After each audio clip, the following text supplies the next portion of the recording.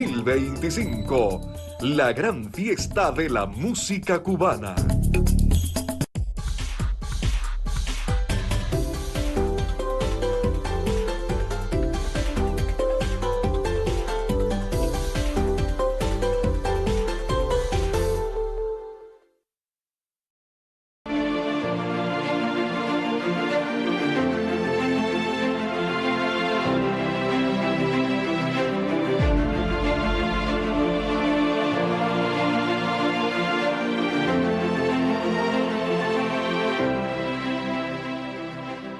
Hay un país sembrado con las huellas de un hombre, un cuerpo que nunca ha dejado de andar, una esencia, una fuerza, una palabra que sigue marcando la espiritualidad de lo cubano. Hoy, desde este sitio sagrado, Dos Ríos, hasta el cementerio patrimonial Santa Ifigenia, recorreremos la ruta trágica y simbólica del héroe nacional cubano José Martí tras su caída en combate el 19 de mayo de 1895.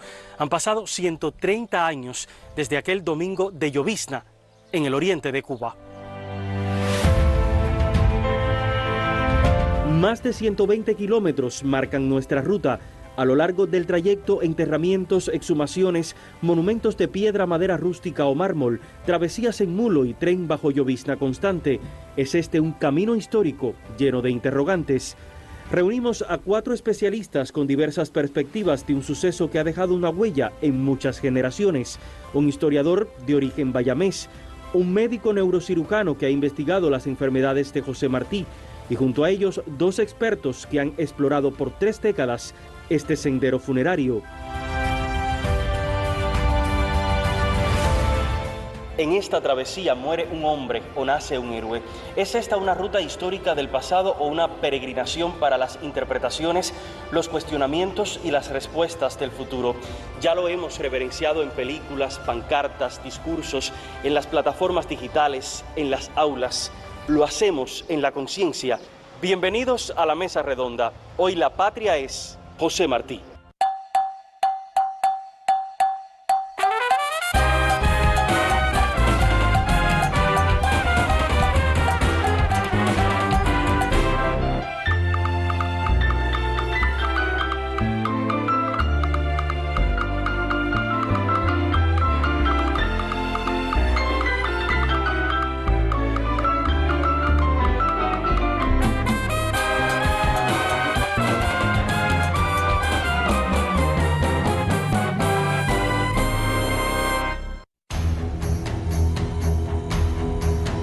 Iniciamos nuestra peregrinación guiados por la minuciosa reconstrucción de la ruta funeraria que realiza el libro Piedras imperecederas de los investigadores Omar López y Aida Morales. Es mediodía y llegamos a Dos Ríos. Como muchos cubanos, el comandante de la Revolución Ramiro Valdés, en su recorrido por Oriente, detiene su marcha en este sitio sagrado.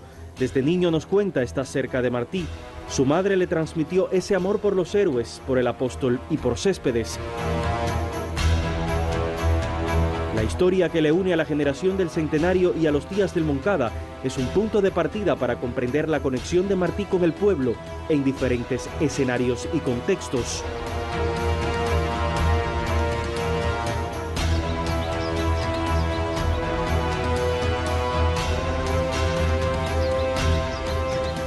Dos Ríos es un sitio sagrado de nuestra historia y de nuestra patria, que ha generado a lo largo del tiempo muchas interpretaciones, muchas preguntas, muchas contradicciones. Aquí muere un hombre o nace un héroe. El 19 de mayo de 1895, José Martí cae en combate en este lugar. Y durante mucho tiempo se ha hablado y Martí ha recibido muchas denominaciones. Héroe nacional, el apóstol de la independencia de Cuba, el delegado del Partido Revolucionario Cubano, pero evidentemente la caída en combate de José Martí marca un momento trascendente en su vida. Estamos hablando que a partir de esa fecha comienza a surgir toda una leyenda alrededor de Martí. Y esa leyenda que Lezama definió muy bien como el misterio que acompaña a la nación cubana, viene a significar el legado que dejó ese hombre para la nación. Pero más allá de un hombre, estamos hablando de una persona con conflictos, con contradicciones, también con situaciones desde el punto de vista físico que en ocasiones no lo acompañan. Usted, doctor Odelín, en varias ocasiones ha hablado en el libro Las enfermedades de José Martí sobre la condición física del héroe nacional. ¿Qué estaba pasando cuando llega a este momento del combate? Es mediodía.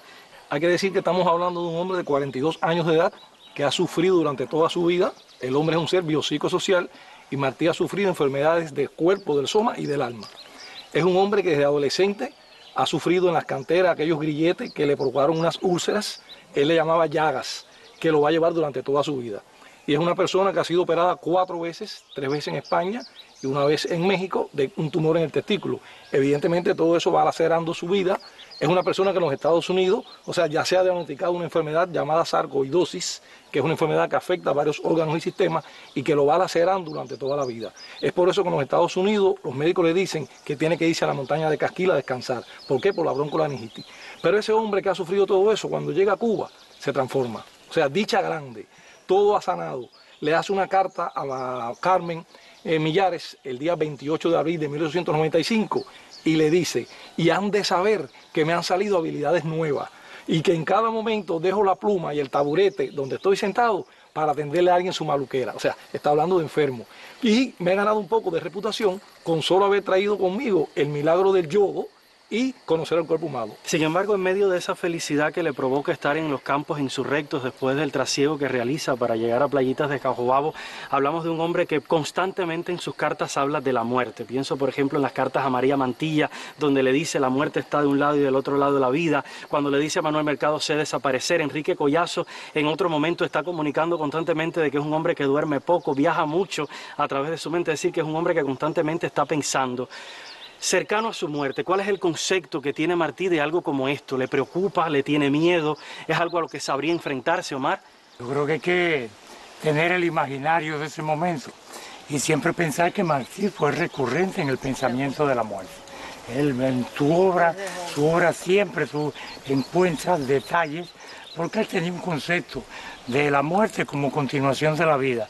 O sea, la muerte es vía y no término, ¿no? Y eso le daba a él una posición que sabía que la muerte podía estar ahí, siempre presente. Él era un hombre que se arriesgaba, era un hombre que estaba luchando por la independencia.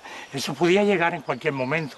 Y bueno, llegó un momento que nadie podía imaginar.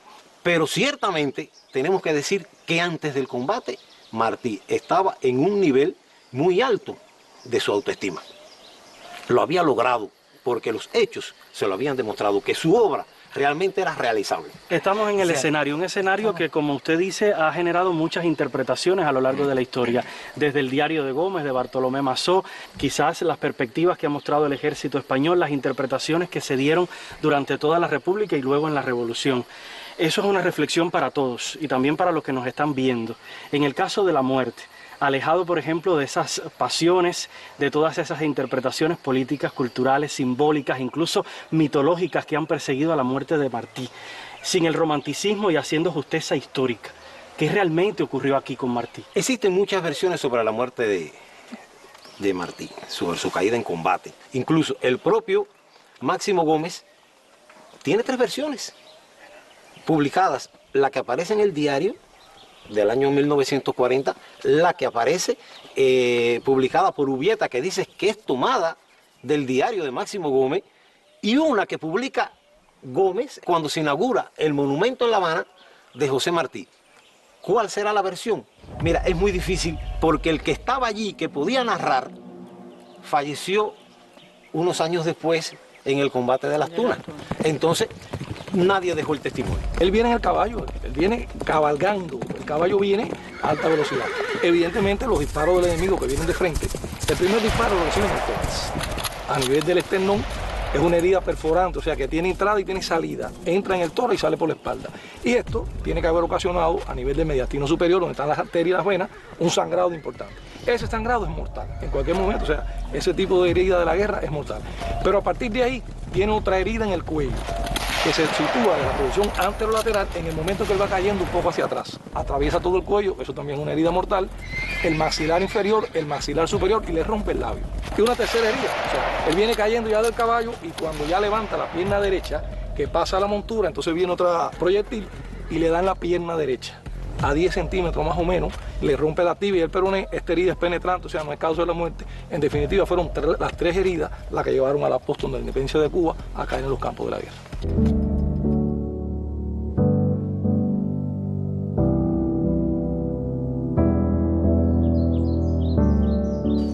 La muerte del hombre tiene significado, pero sobre todo la construcción del símbolo a partir del 19 de mayo, diría que horas o días después. ¿Cómo comienza a construirse ese mito alrededor de Martí? ¿Quiénes participan en él? Es precisamente la familia de José Rosalía Pacheco y Sintra con su hijo, quienes primero van al sitio donde cae Martí y con un pomito recogen tierra con sangre de esa zona y lo guardan. Y en octubre, el 10 de octubre de 1895, Loinás del Castillo viene encomendado por el Marqués de Santa Lucía hasta Dos Ríos para certificar el lugar, ratificar el lugar donde había caído José Martí. Al año siguiente, en 1896, Máximo Gómez, el general Máximo Gómez, el general Calixto García Íñiguez y otros patriotas, entre ellos Fermín Valdés Domínguez, pasan por este sitio. Y en agosto de 1896, cuando van a vadear el río Contramaestre, Máximo Gómez manda a la tropa a que cada uno de sus soldados, cuando pasaran por este sitio, depositara una piedra que se tomó del propio río Contramaestre para depositarla, y hacen un pequeño montículo al que le ponen una cruz de madera y señalizan el sitio.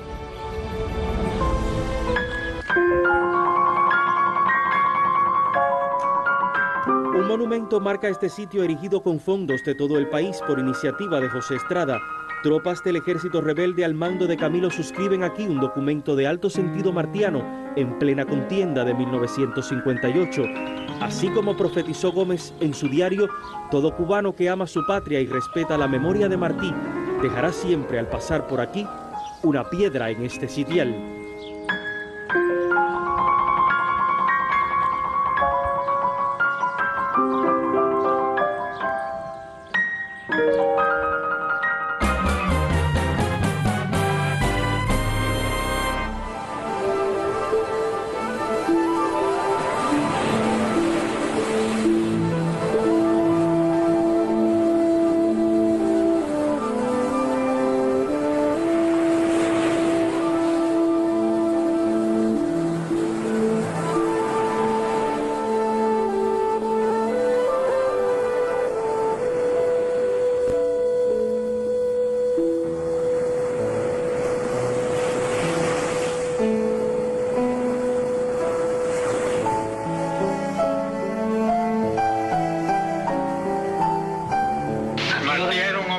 Blanquito, el de los ositos negros, lampiñito.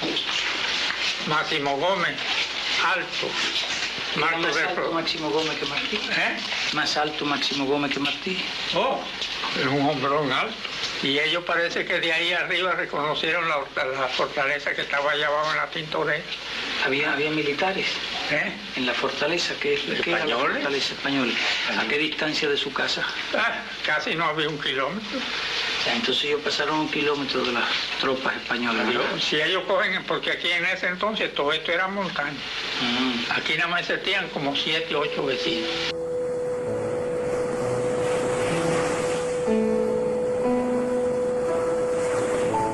Son montañas ásperas, bastante secas, de una vegetación muy difícil de atravesar.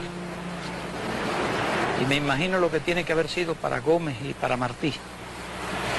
Y los demás expedicionarios, pero especialmente para Martí. Que Martí no tenía experiencia de la guerra. Que Martí no era un hombre físicamente fuerte. Que Martí había dedicado su vida a un trabajo de organización, a la creación literaria, a la creación política, era un intelectual. ¿Cómo habrían sido aquellos momentos y de dónde encontró fuerza para realizar una proeza semejante? Remar, desembarcar, cargar con su mochila, con su fusil, con sus 100 balas caminar de noche por esos lugares donde nosotros con mucho trabajo hemos llegado de día.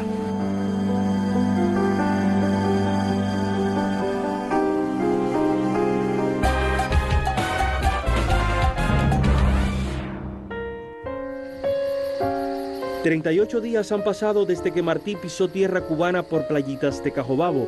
Tras su caída en una escaramuza inesperada, su cuerpo viaja como trofeo de guerra por los campos orientales, rumbo a Jobo de Majagual y luego a Remanganagua. Es un camino difícil con llovizna perenne. Por este sendero seguimos las señales».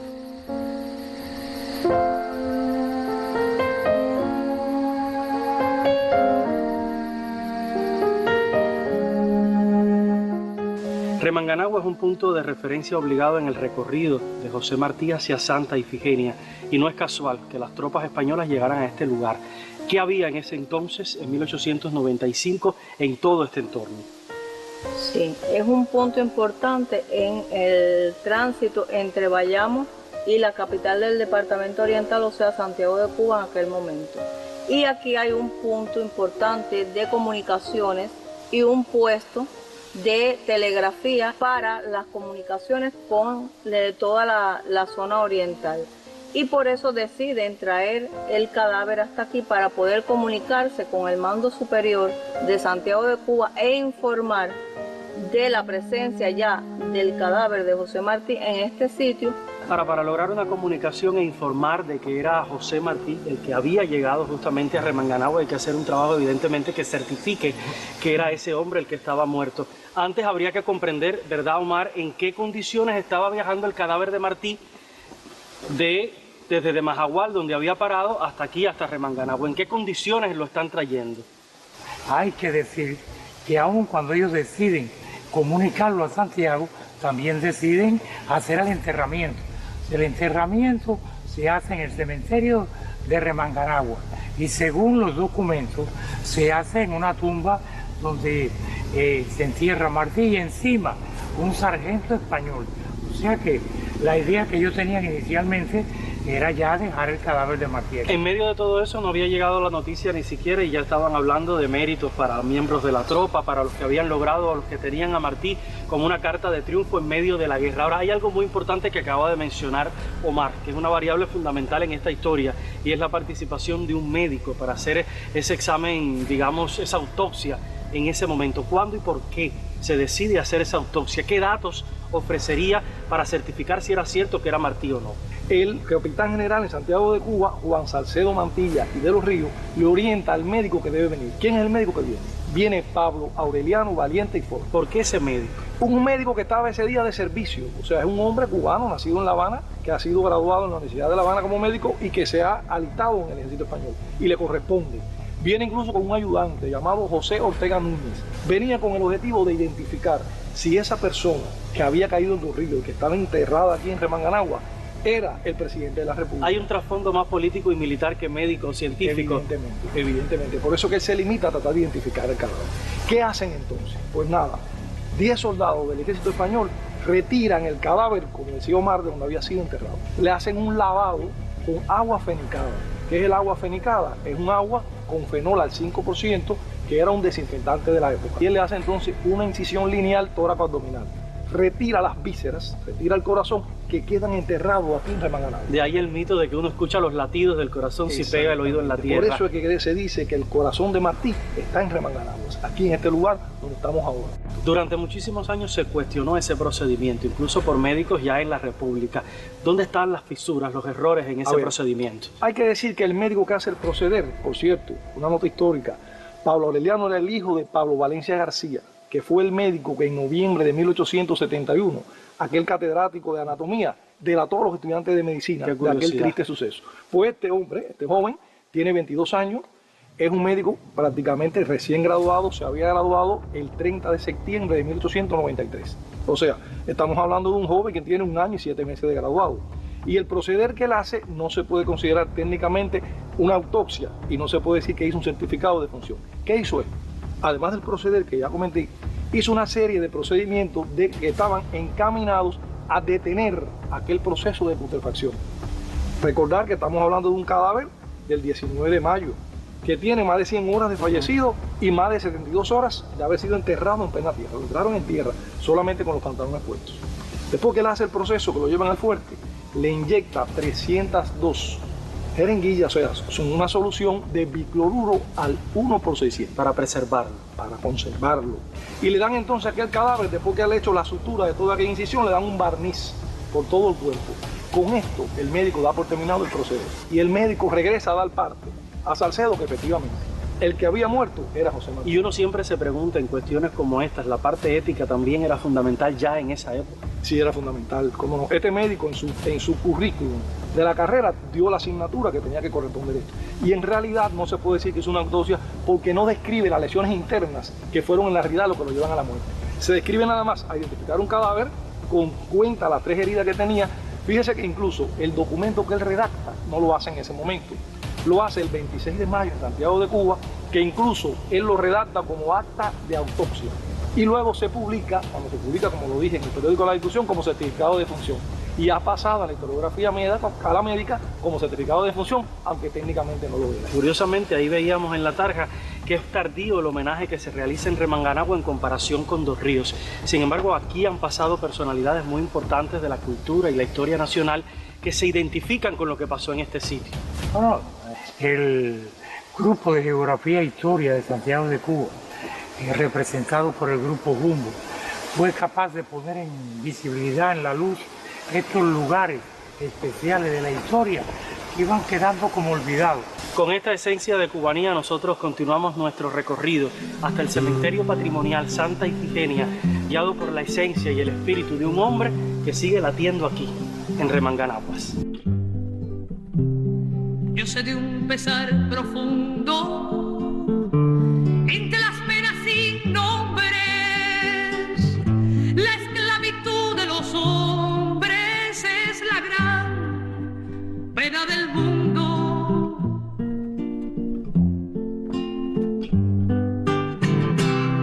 Cuando el peso de la cruz el hombre morir resuelve, sale a hacer bien, lo hace y vuelve como de un baño de luz.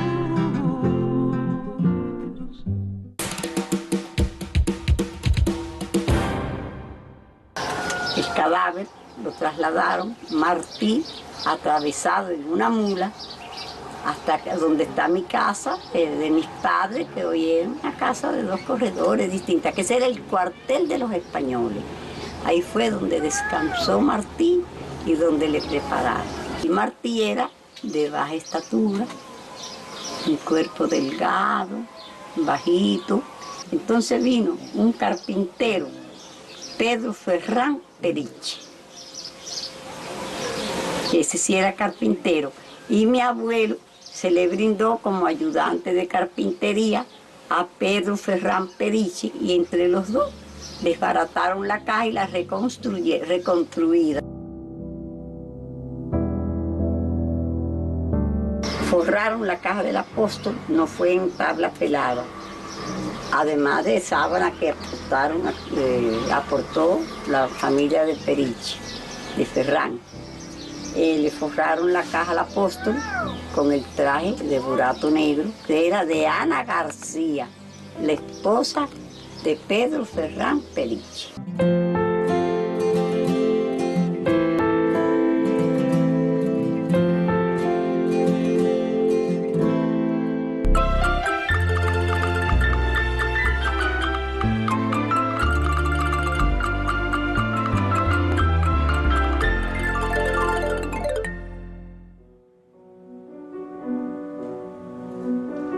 La lluvia, como en mayo de 1895, acompaña parte de nuestro recorrido hasta llegar hasta Palma Soriano, un sitio importante también en las rutas fúnebres de José Martí.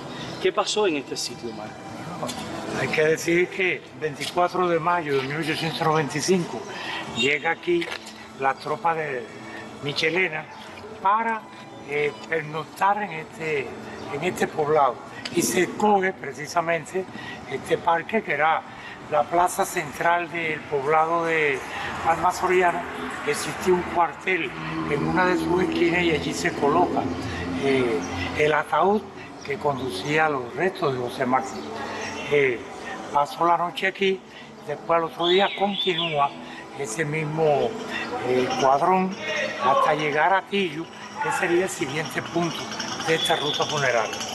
Pero la historia tiene muchos significados interesantes y uno de ellos tiene que ver con las negativas que se encontró la preservación de la memoria de Martí a lo largo de su trayecto. Estoy pensando en lo que pasó con Jobo de Majagual, que también fue negada la posibilidad de una tarja para la recordación o de la perpetuación de una vía sagrada, y lo mismo pasó en este sitio. Sin embargo, las fuerzas vivas se sobreponen a eso y encuentran alternativas. ¿Cómo lo hacen, Aidita? Hay un momento en que por diferentes causas, tanto en el orden político como la situación propia de las condiciones de los caminos, imposibilitan la llegada de este monumento hasta Dos Ríos. Sin embargo, las fuerzas vivas de Palma Soriano insisten ante las autoridades, tanto locales como provinciales, para la construcción del monumento y deciden que este era un sitio adecuado para este emplazamiento. Y es así como en 1913 queda inaugurado y lo inaugura precisamente el general Jesús Rabí. Un añejo mamoncillo francés ubicado en la zona de Atillo, en la parte este de Palma Soriano, fue testigo de un suceso trascendental en este recorrido.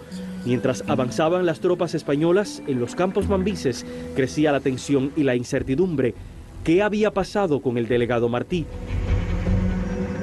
Este sitio es un lugar donde van a pernoctar las tropas españolas y van a depositar el cadáver de José Martí, y aquí van a sostener un combate con las tropas de Quintín Bandera, que lo hostigaron en varios momentos en función de rescatar el cadáver de José Martí. En este lugar se produce otro encuentro y no es posible por parte de las tropas cubanas obtener el cadáver de José Martí, que era su intención, por el motivo de que las tropas españolas eran mayor en hombres y también en armas. ¿Qué hace Gómez? ¿Qué hace el ejército mambí? ¿Qué actitud toma ante esta situación? Bueno, Gómez primero envía a su ayudante, Garriga, hasta el campamento de los españoles a preguntar por José Martí. Y luego escribe una carta donde le pide conocer el estado de José Martí.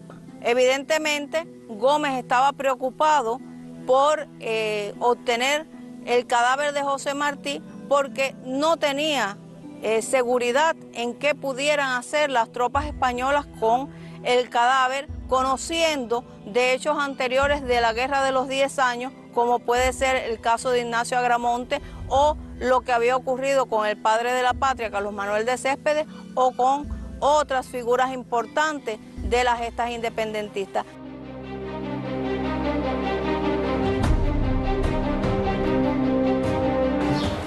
Este es un sitio de valores excepcionales en nuestro recorrido. Primero porque está vinculado a Guiteras, también a Rafael Maceo, a Guillermo Moncada, estuvieron presos muy cerca aquí. También Raúl Castro, después del asalto a los cuarteles Moncada, que es capturado en la zona de San Luis. Pero me llama mucho la atención este lugar, porque también está vinculado a José Martí. En la década de inicio de los años 30, el pueblo de San Luis decide realizar un pequeño monumento que es costeado también por las fuerzas vivas del poblado, y se decide instalar en el cuartel de San Luis, en el otrora cuartel de San Luis, y que va a tener reminiscencia, o sea, fundamentalmente se va a vincular a los elementos del mundo masónico. Viene Martí desde Dos Ríos, Remanganagua, en mulo, luego pasa en Parihuela, y aquí, ¿qué pasa en ese momento?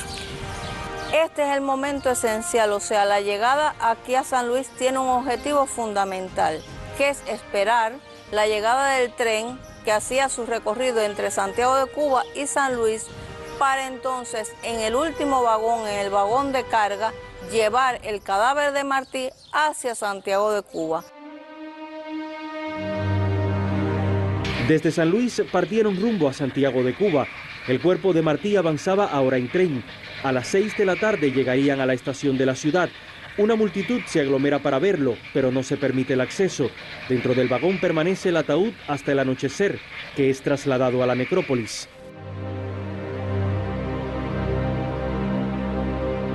Después de una travesía azarosa, llega hasta el cementerio patrimonial Santa Ifigenia, hasta este lugar, que eran solo 3 paredes, sin techo, al ladrillo. ¿Qué pasa en este sitio? ¿Cuáles son las primeras reacciones a partir de ese recorrido que venía realizando el cadáver de Martí? Enterados los santiagueros ya por distintas vías de que llegaba el cadáver de Martí, pues vienen hasta el cementerio en horas de la tarde-noche y en la mañana temprano.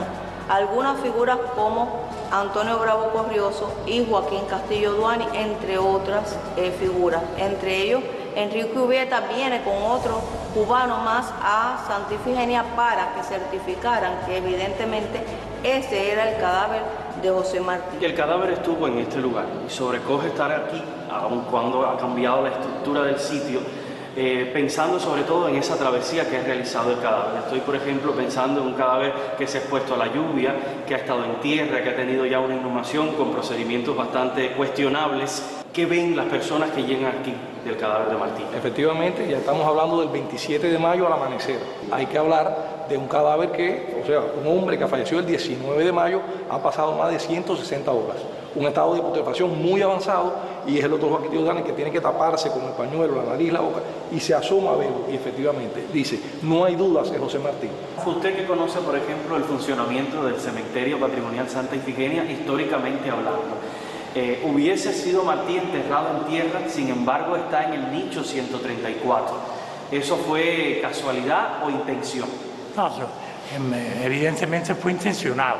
O sea, si llega aquí como un líder insurrecto, pues directamente en tierra. Eso está claro, era el procedimiento que le pasó a Carlos Manuel de Céspedes y a otras figuras importantes de la Revolución que descansan en Santa Ifigenia, los mártires del Virgilio. O sea, muchos fueron a fosa común y se salvaron sus restos por el trabajo que hicieron los enterradores del cementerio que velaron eso. Pero en el caso de Martí no fue necesario, estamos hablando del 95. Estamos hablando de que en el ayuntamiento de la ciudad habían personas que conocían a Martí, y cuando se hace una propuesta para que bajo la condición de masón que tenía Martí se respetara y no se tirara directo en tierra. Y el ayuntamiento tuvo un acuerdo. Eso fue un caso especial que se acuerda por el ayuntamiento, ¿no?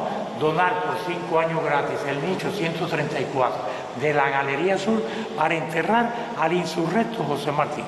Y entonces, por eso de que después que quedó claro, después de las palabras de Sandoval al lado del ataúd, pues entonces se dirigen y se produce el enterramiento en el nicho 134 de la Galería Sur.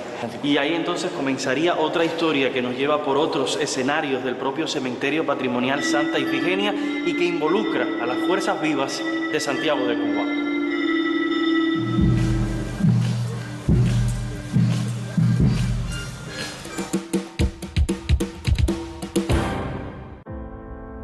Desde hace más de un siglo, el Museo Emilio Bacardí de Santiago de Cuba custodia una memoria esencial. Hasta el sitio llegan constantemente los investigadores para revisar los fondos donde se preservan objetos, documentos y testimonios que ayudan a construir la narrativa del apóstol. Un trabajo riguroso y constante por varias generaciones, desde Emilio Bacardí hasta hoy, conserva ese legado material más allá del culto y las conmemoraciones.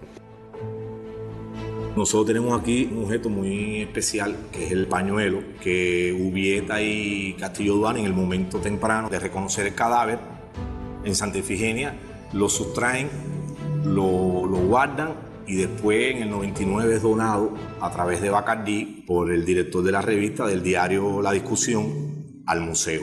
Es un pañuelo ensangrentado y que tiene las iniciales de José Martí.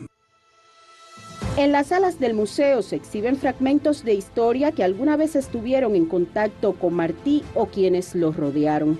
Piezas del primer ataúd, maderas y mármoles de enterramientos, flores secas que le fueron dedicadas, el remo con el que desembarcó en playitas de Cajobabo, así como un fragmento del jobo donde acampó el general Jiménez de Sandoval. Cada objeto ha sido catalogado como parte de una línea del tiempo viva que conecta al héroe con la actualidad. Profesor, ya que usted ha investigado tanto y ha profundizado en la vida de José Martí, sobre todo en su muerte, ¿qué pudiera decirnos sobre este instrumental médico? Este es el instrumental quirúrgico con que se hace aquel proceder al cadáver de José Martí. Los instrumentos llegan a Santiago de Cuba en el año 1995, en mayo, en víspera del centenario, y son portados por un médico especialista en medicina legal del Hospital Provincial Saturnino Lora, el doctor Antonio Cuba, que es el que lo dona a este museo para que hoy lo podamos observar acá. Quizás el mayor tesoro del museo está en sus archivos documentales. Actas, cartas, entrevistas, recibos y artículos de prensa reconstruyen en detalles los sucesos posteriores al 19 de mayo. Pero hay otros objetos que tienen que ver con la vida por América, incluso por Estados Unidos, la Florida, que fueron testigos del paso de Martí, que fueron familias que conoció de ocasión porque lo alojaron para que descansara en sus discursos, en su peregrinar para construir la unidad, y que después, cuando empezaron a reconocer el museo, empezaron de manera espontánea, por vocación, a ver que era un lugar legítimo para que se guardara eso. Está la pluma de las últimas cartas que él le hizo a Antonio Maceo, las banderas que después, tanto la del desembarco como la que lo acompañó a él en los diferentes discursos.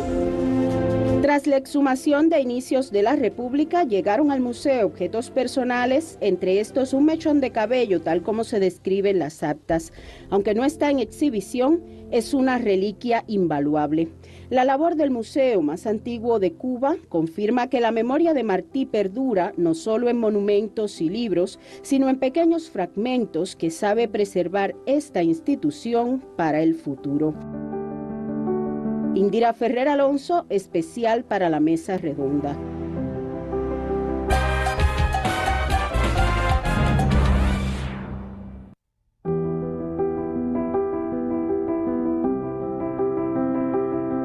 Estamos en la Galería Norte del Cementerio Patrimonial Santa Ifigenia, donde por suerte de forma patrimonial se conserva la galería de nichos, que era exactamente similar a cuando estaba el nicho 134 del héroe nacional cubano José Martí. Para comprender un poco cómo era esto, en medio de las tensiones aún de la colonia, no ha llegado incluso el homenaje que se le hizo en la República, cómo empezaron los primeros tributos a Martí en un espacio similar a este del cementerio.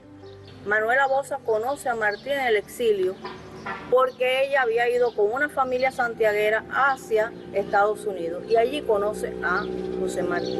Y en 1896, luego años después ella lo narra, coloca flores en el nicho 134 con colores muy significativos. Podría ser la primera vez que se registra un gesto de ese tipo. Hasta donde se conoce es la primera vez. Al día siguiente, la prensa española publica que han colocado flores en el nicho del insurrecto Martí. Y después, en 1899, en plena intervención norteamericana, las admiradoras de Martí. Otro grupo de mujeres que dirigía Brígida Portuondo de Mancebo, la madre de un capitán del Ejército Libertador. Y como las mujeres también lo hicieron los patriotas. Ahora mismo, Omar, que estamos en esta galería que es similar a la sur, donde estaba José Martí, decía solo un número, 134. En aquel entonces no existía lápida. ¿Quién tiene que ver con el hecho de poner una primera lápida a Martí? Hay que decir que Emilio estaba en la inmigración y cuando se produce ya la primera intervención norteamericana decide regresar a su Santiago, lo hace. Pero la inmigración en Jamaica decide enviar 2 lápidas para que sean colocadas en este cementerio a 2 personalidades. Una a Carlos Manuel de Céspedes, que decía ella tiene patria, y otra a Martí, que decía los cubanos te bendicen. Ahora, el sistema del cementerio no es nada parecido a como lo conocemos hoy. ¿Cuándo es que, por ejemplo, se eliminan el sistema de nichos en el cementerio patrimonial y qué tiene que ver eso con el traslado del cadáver de Martí? Hay que decir que en el segundo gobierno interventor se decide por una ordenanza de sanidad que los nichos debían ser eliminados. Se demolieron la galería de nichos, excepto los 2 pequeños sectores donde estaban estas 2 figuras. Y se decide hacer un acto especial, un acto para hacer una exhumación de los restos de Martí. Una exhumación que tiene características completamente diferentes a la que se desarrolló en Remanganaguas y que arroja resultados similares con respecto a lo que ya habíamos hablado de la muerte. ¿Qué esencia tiene esa exhumación? Exactamente, el día escogido fue el 24 de febrero, un día importante para la patria, de 1907. Como acto médico legal, tienen una participación importante los médicos. Ahora, ¿qué médicos participaron? Pedro Echavarría Sánchez, Guillermo Fernández Mascaró y Antonio Illa Portuondo. Este último era el jefe de sanidad de la ciudad de Santiago de Cuba. Pero yo creo que es muy importante, porque fue un detalle altamente significativo, y es que a ese acontecimiento fue invitada Carmen Sayas Bazán y su hijo. Y participa su hijo. Su hijo está presente aquí en el momento en que se hace la exhumación del padre. Creo que es un elemento importante por el significado. Ese quizá fue el último momento en que se encontraron, ¿no? Y eso pues le da a ese hecho un significado especial. De alguna manera estaba presente Carmen Sayas Bazán y sobre todo ese vínculo afectivo del pueblo con Martí que se refleja en un momento tan trascendental como este y que se reflejará durante toda la República neocolonial con diversas expresiones.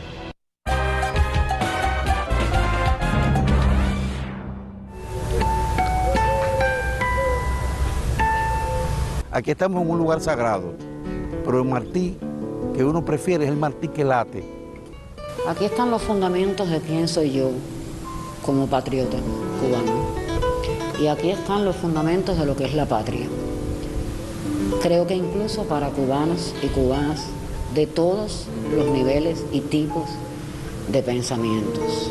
Nadie duda la estrella esa verdadera que Martí con su pensamiento, con su obra, con su propia vida, puso en nuestros corazones. La patria está en ese pensamiento, en lo que sostuvo y sostiene nuestra nacionalidad. La patria está en el pensamiento que defendieron muchos de los que descansan en este propio cementerio, inspirados en las ideas de patria de Martí.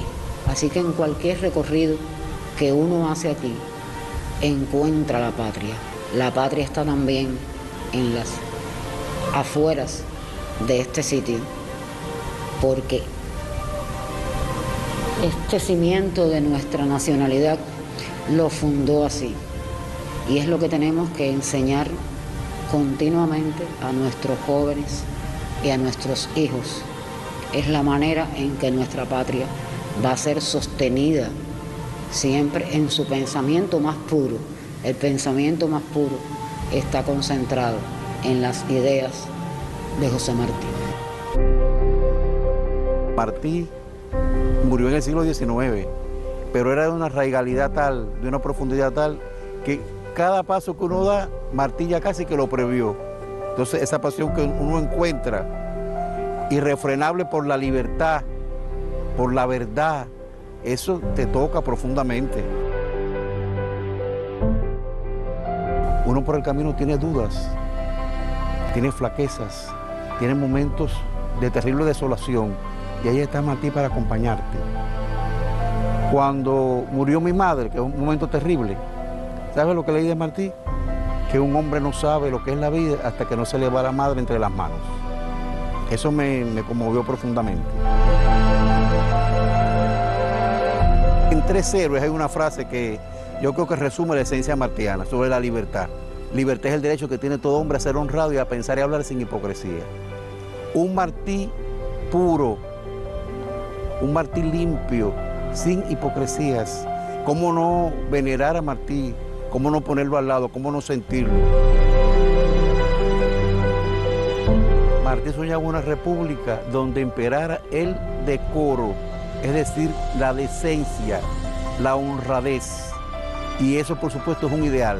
Hay que seguir luchando por ese decoro, por esa honradez, en las acciones de las personas, de las instituciones, de los que dirigen y de todos los que estamos en esta isla hermosa. No se puede dejar a Martí de su pertenencia a su patria, ese sentido que era como su novia, que era como su aire. Cuba es sagrada para nosotros la Cuba con todos, la Cuba del espíritu y la Cuba del amor. Esa es la Cuba martiana.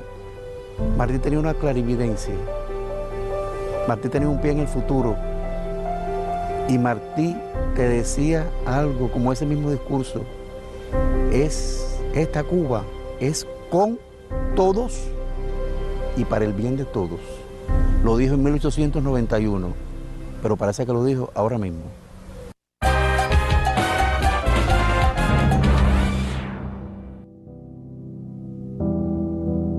Durante décadas por este pasillo han peregrinado cientos de cubanos y personalidades. Justo enfrente, donde hoy se ubica el reconocido mausoleo, estaba el antiguo templete con el primer busto erigido por Hugo Luisi. En la década del 40, justo cuando estaba el templete en este mismo lugar, la Premio Cervantes Dulce María Loinás visita este sitio. Y hay una carta que les voy a leer un fragmento porque me llama mucho la atención lo que dice y lo que refleja de la época. Dice Dulce María: en la tumba de Martí fui, tenía su ramo de flores y su bandera, tenía también 4 rosas. Realmente no hace falta más nada, allí por lo menos. Te digo esto porque he oído criticar con ira esta tumba por pobre y desteñida. Son indudables las dos cosas, pero no sé por qué me parece que a él le hubiera gustado. Ya sé que nos toca honrar a nosotros a Martí, pero hay tantas maneras de hacerlo, solo que tal vez la más fácil sea poner en el presupuesto un mazacote de mármol. Y me llama mucho la atención porque evidentemente hay varias posturas con respecto a lo que representa Martí para los otros. ¿Es Martí representativo en un templete o en un mausoleo? ¿Qué piensa Edith? Los santiagueros deciden hacer un templete de filiación clásica, o sea, una construcción muy sencilla también para envolver ese paredón. Y ese proyecto lo hace José Bofil Cayola, artista de la plástica santiaguera, pero una persona muy cercana también a Emilio Bacardí, director del Museo Municipal, y otras figuras más que contribuyen a la realización de ese pequeño templete. Viendo el escenario en donde se encontraba en el templete, comparándolo quizás con otras tumbas, surge una iniciativa completamente diferente, buscando lo que se conoce como una tumba digna del apóstol. ¿Pudiera ser una contradicción o una necesidad un mausoleo? Fueron grandes personalidades ni políticos de la época los que vinieron en la década del 40 al cementerio Santa Efigenia, y cuando llegaron aquí dijeron: ¿y cómo es posible que el más grande de los cubanos descanse en un templete tan pequeño? Y mira aquí, figura como Estrada Palma, el gran mausoleo que tiene. Y ellos se juramentan hacer por coestación popular, por todo el mundo participe para lograr una tumba digna del apóstol. Y en el gobierno de Grau se decide dar un financiamiento para hacer el proyecto de una tumba digna del apóstol. Se presentaron en la primera etapa 15 proyectos. Luego se llegó a una selección de 5 y a partir de ahí, pues ya cuando se hace la selección final, se decide por este proyecto realizado, donde participa un arquitecto de La Habana, Jaime Benavente, y participa un escultor oriental que daba clases en la Escuela de Santiago, Mario Santí, inspirado en la asesoría especial de Emilio Roy de Luchano. Ahora, uno pudiera decir, bueno, ¿qué fundamentó el que este fuera el proyecto escogido? Entonces, yo los invito a subir a un punto especial del mausoleo que se le conoce con el nombre de deambulatorio, para que ustedes conozcan lo excepcional de este proyecto arquitectónico. Vamos entonces. Por favor.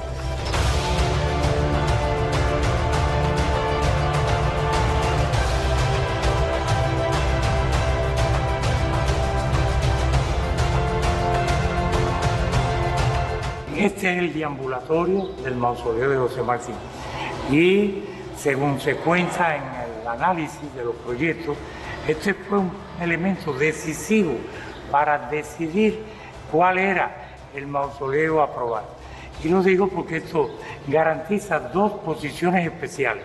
Uno, una entrada singular a la cripta funeraria de José Martí, y este deambulatorio que permite un acercamiento al héroe sin entrar dentro de la cripta funeraria, que es un espacio fúnebre arquitectónico, porque tiene recinto interior.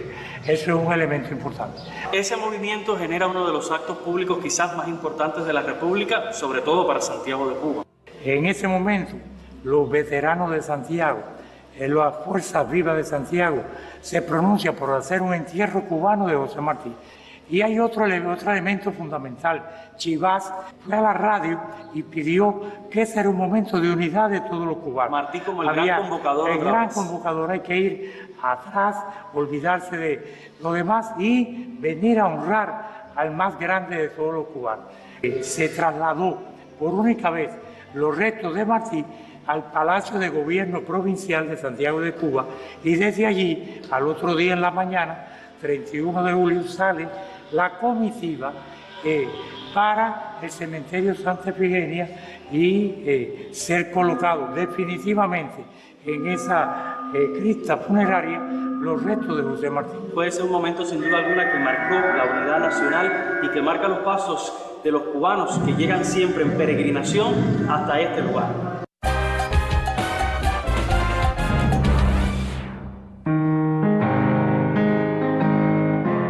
Basta recorrer el glorioso cementerio de Santa Ifigenia para ver aquella imagen que 1000 veces reproducida, o visitar sus calles e ir leyendo las lápidas de sus héroes, o subir al Cobre para ver cuántos generales surgieron de ese pequeño pueblo, o estar ante los muros del Moncada, o entrar en el callejón del Muro para recordar esa rebeldía histórica, bien en el tiempo. Es por eso que yo creo que de esas rebeldías conocidas o desconocidas, que están en la raíz de la identidad y en la fusión de las distintas sangres que forman el pueblo cubano actual, al cubano actual, sin distinción, ni cambio, ni matices, el cubano, está presente ese elemento. Eso, gracias a eso, es que hemos resistido hasta hoy y hemos vencido. No olvides que la unidad nacional está representada en esa balanza que tiene a toda la isla de Cuba como fiel y que tiene dos platillos. En un platillo está Martí, el habanero, enterrado en Santa Ifigenia, y en el otro está Maceo, custodiado, el hijo de Santiago, custodiado en La Habana. Esa es la unidad de la nación. Todos los días quedan cosas que descubrir, héroes que eternizar, admirables heroínas que encomiar. Entonces, si eso es así, esa rebeldía puede realizarse hoy bajo el amparo, porque las revoluciones, cuando son rebeldía y esperanza, solamente muestran todo eso, es verdad. Se derrama sangre infinita, pero solo desde el poder político se puede cambiar la sociedad y la historia. Hoy la revolución es el árbol a cuya sombra nos encontramos y cuyos frutos cultivamos. Para que esos frutos se multipliquen en el futuro, la juventud tiene que conservar su historia que tenía Fidel, que humildemente en el Moncada, cautivo, dice que el autor intelectual es Martí. Así nosotros tenemos con gratitud, jóvenes, ustedes y los que han de venir, que recordar que muchos los precedieron en el tiempo. Y esa procesión heroica nunca puede ser olvidada.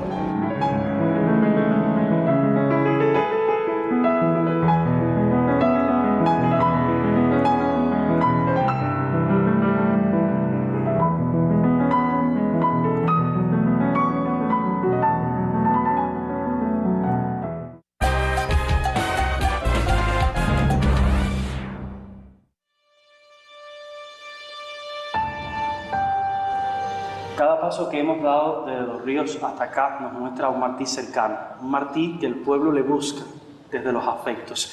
Hay un suceso en 1937 que se narra en Piedras Impercederas, que refleja el sentido de pertenencia de los santiagueros y de los orientales en sentido general cuando intentan trasladar los restos de Martí al Capitolio de La Habana. Eso habla de ese sentido de pertenencia que hemos tenido cuando, sin embargo, el Martí es de los cubanos de todas partes. ¿Qué piensa Edith?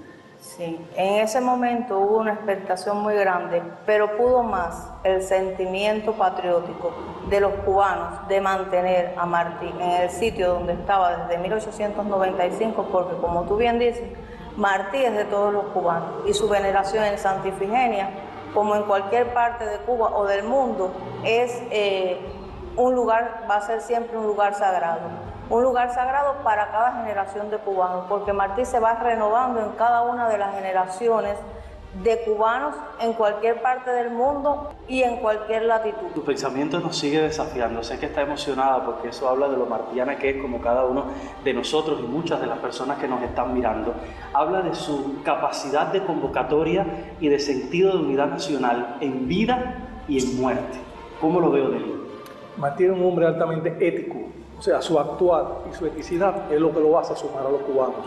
Es el hombre que anda con los zapatos rotos en aquel frío de Nueva York y con el dinero del bolsillo del partido. Pero es el hombre que perdona a aquel que lo quiso envenenar y lo suma para la guerra. Es el hombre que cuando llega a Cayo Hueso, que ya había una convención cubana, es capaz de convencerlo y de unir a obreros, a pequeña burguesía mediana, porque él sabía que la revolución que estaba pensando era de todos, era con todos para el bien de todos. Peregrinar nos hace entender el sentido de esa frase y esa fórmula de amor triunfante con todos y para el bien de todos, donde podemos participar en esa fórmula de la República cada uno de los que nos encontramos con nuestras diferencias, en vida y aún en muerte. Esa peregrinación 130 años después, Omar, sigue teniendo un sentido para los cubanos. Hay que pensar, como decía Martín, que huelgan los monumentos cuando los erige la vanidad y la lisonja, pero cuando el monumento es para mandar y avergonzar, hay que estar en el monumento. Aquí lo que estamos es para oír a Martí. Aquí sí se oye toda su trascendencia, todo lo que significa ese pensamiento extraordinario del siglo XIX que seguirá por todos los siglos. Y hoy estamos aquí para cumplir con esa esencia, con ese pensamiento, con esa ética y con esa virtud. Como todo cubano, una flor blanca para el maestro.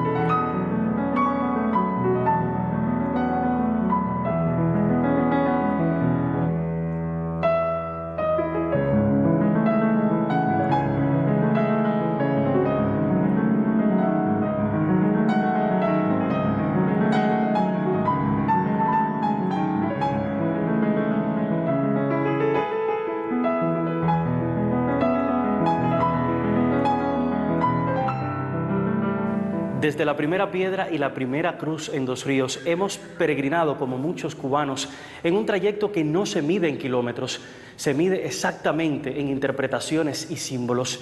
¿Qué Martí necesitamos los cubanos 130 años después? ¿Al que piensa y desafía o al hombre de mármol? Como diría Nicolás Guillén, tocadle, veréis que os quema, dadle la mano, veréis en su mano abierta a Cuba entera, como una fórmula de amor triunfante, con todos y para el bien de todos.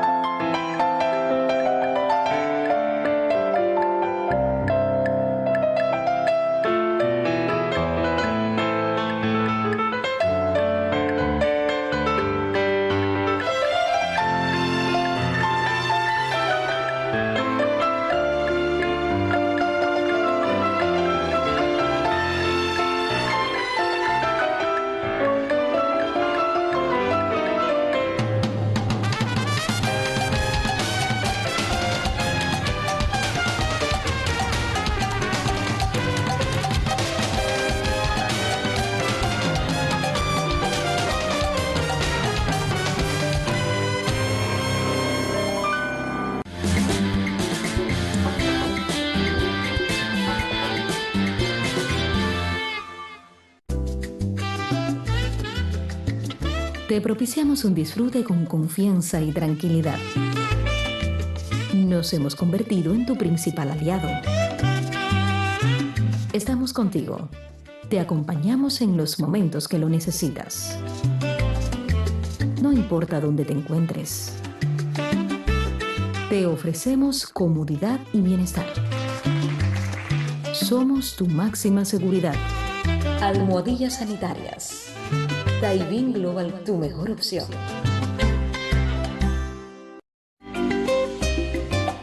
Experimente una limpieza eficiente y eficaz. Trabajamos en función de su comodidad, bienestar y salud. Hemos creado un producto único, respetuoso con el medio ambiente. Le ofrecemos un producto de calidad con varias fragancias y exquisitos aromas.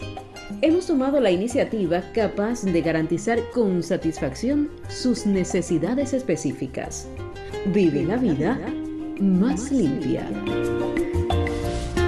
Suchel TVV SA.